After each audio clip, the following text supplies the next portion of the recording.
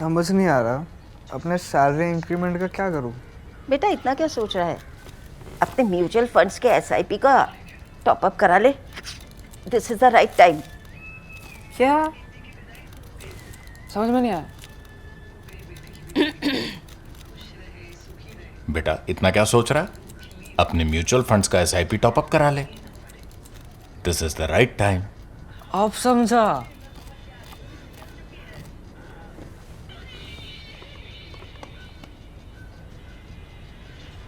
Mutual fund investments are subject to market risks. Read all scheme related documents carefully. So Macron recently went to China. Today, let's understand what is it that he didn't get, what is it that it reveals about Europe's dependencies on Beijing. The short answer is that Emmanuel Macron traveled to China with big commercial hopes and a push to show Europe could set its own trade policy distinct from Washington. But what he returned with was photo ops, a few cooperation memoranda, and political signals from Beijing that commercial gains are no longer disentangled from geopolitical alignment.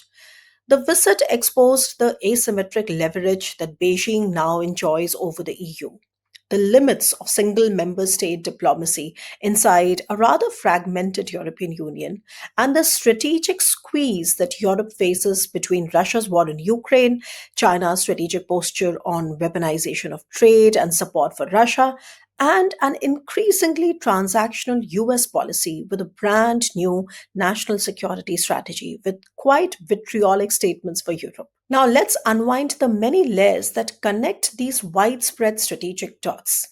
I have divided into 7 parts for your better understanding. So, part 1 is the visit itself. Why did Macron go to China? He had at least 3 simultaneous motives. First, to win concrete business deals for France. Macron traveled with a high powered corporate group. It contained Airbus, BNP Paribas, Schneider Electric, and many others.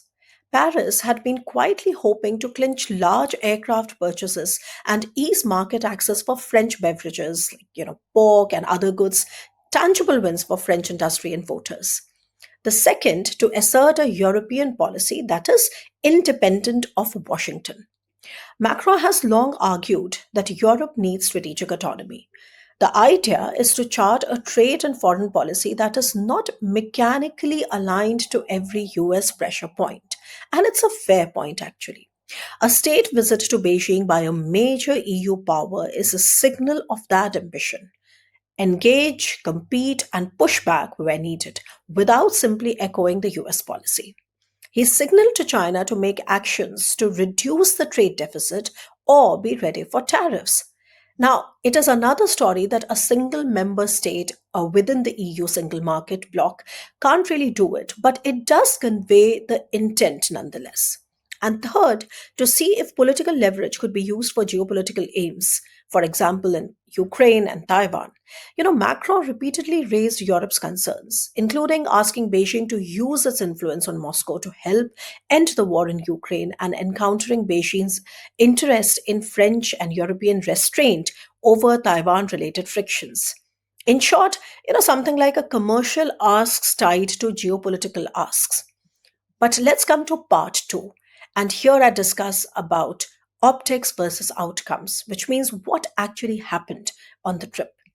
Now, public theater was plentiful. For example, I'm sure you saw images of Xi jogging with Macron in Chengdu, the Panta diplomacy promises, and a set of 12 cooperation agreements covering topics from nuclear energy to education. But the hoped for, which is the large commercial breakthroughs, were missing. The talked about 500 aircraft Airbus order was not signed. At best, China approved delivery of previously agreed planes, but not a brand new deal. Europe's China specialists like Dr. Plamen Tonchev and Alicia Garcia Herrero concluded that Beijing chose to keep leverage and refrain from big transactional concessions. And in my opinion, 2 readings of that outcome matter. First is about the Beijing's calculus. China appears to be linking large commercial offers to broader strategic alignment or concessions. When the geopolitical payoff is unclear, Beijing prefers strategic patience. Negotiable commercial transactions become bargaining chips rather than automatic gestures. Now, second is about Macron's or Europe's constraints. Now, France can offer concessions or moderate rhetoric, but it cannot single handedly alter EU policy or abandon security ties with Japan and others to get trade wins. So the result then was a lot of photo ops and a few MOUs, but no big shift in market access or trade balances. Now, let's come to part three. Why do you think this level of dependency exists? So, this requires us to unravel the math of these dependencies. The hard numbers really matter. And these matter because they tell you how these dependencies become leverage and how they are getting weaponized. So they explain just how dependent the EU is on China. And we will also see if the vice versa part is true. Now, first understand the trade volume and the deficit. Bilateral goods trade between China and the EU reached about 732 billion euros in 2024, and the EU's goods trade deficit with China was at about 300 billion euros in 2024, which is up from about 297 billion euros in 2023. Now, the thing to note is that the deficit has risen markedly after 2015 and in volume sort of quadrupled between 2015 to 2024, which means it went up 4 times between, this one decade. Imports remain concentrated in manufactured goods, for instance, machinery, vehicles, other manufacturers, etc. These figures underline why European politicians worry. There is a large structural import gap that hits industrial sectors. And it's not just about goods. Let's look at the investment flows. Now, the investment flows are mutual but remain asymmetric. The EU investment stock in China was around 230 billion euros for 2023, and the EU FDI flows into China were about 10 billion euros in 2024. On the contrary, the Chinese investment stock in the EU was much smaller, about only 65 billion euros in 2023. Although the Chinese FDI flows into the European Union rose to about 10 billion euros in 2024.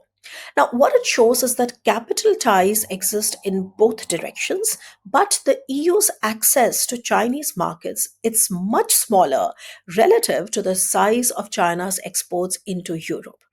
And the bottom line is that Europe imports massively from China. It sells less to China and invests heavily in China, but receives proportionally less Chinese capital. Now, that together has created an asymmetry that Beijing has been exploiting politically and strategically. And why that asymmetry matters? Because that is what becomes the sources of Chinese leverage and also weaponization. For instance, let's talk about market access and scale. Hundreds of millions of Chinese consumers and China's central role in global manufacturing chains. All this means that European firms continue to have incentives to placate Beijing, which means to keep Beijing happy. In other words, to bend to Chinese demands. Losing access to China would be painful for sectors used to growth there. And now let's come to the fourth part, which is a very vital factor about China's industrial policy and state support. A recent piece published by Brookings explains that the Chinese industrial model deliberately creates unfair trade practices. And how does it do that? It does it through overinvestment, through subsidies, overcapacity, and overproduction. So Beijing establishes a skewed playing field between China and other countries with all these unfair trade practices. And that is the result that almost every single economic partner that China has incurs a trade deficit with China. Therefore, the Chinese industrial model fundamentally alters global competition to Beijing's advantage. Now, European industries, as a result, face lower priced competition backed by state policy, which sort of presses margins and also cuts jobs back at home in Europe. Now, further, Brussels based think tank Bruegel mentions that European officials warn a China shock 2.0 could hit strategic sectors like machinery, pharmaceuticals, and semiconductors. And then what makes matters worse is that China also controls supply of critical minerals, rare earth, key components, and increasingly sophisticated industrial supply chains mean that China can threaten curbs or export controls, a powerful instrument where the EU's supply chains remain concentrated and not yet diversified. Now, it is true that when Macron went to China, he reportedly discussed a swap. And what is that swap? Eased EU exports of semiconductor equipment in return for fewer Chinese controls on rare earths. It shows how trade and tech controls are now reciprocal bargaining chips. Now, it's different thing that we do not know whether China relented. Now, let's come to the fifth part, which is the flip side. And I think this is also a part that needs to be mentioned. Does China also depend on the European Union? The answer is yes, but not equally. Europe is a market for manufactured goods and services. The EU is a major downstream market for high end goods. Losing tariff free or normal market access would dent some Chinese exporters, and crucially, global supply chains would fracture. The EU is among China's top trading partners and a key source of high value intermediate goods and technology inputs. European firms sell advanced machinery, luxury goods, aircraft components, and services to China. Chinese producers still rely on some foreign inputs, even if their domestic supply base has risen. But the bottom line is that this dependence is asymmetric. China's export machine and phased industrial upgrading have, over time, reduced its need for European markets in certain sectors like batteries and solar panels, etc. And China enjoys both scale and a large domestic market, which blunts a European threat of cutting China off. The mutual dependence is real, but Beijing's room to retaliate selectively and its capacity to substitute some European inputs have increased its leverage exponentially. Now, let's come to the geopolitical part of this explainer, which is the what about the Ukraine war and China Russia axis, which sort of adds pressure on European choices? The war in Ukraine has had three important knock on effects.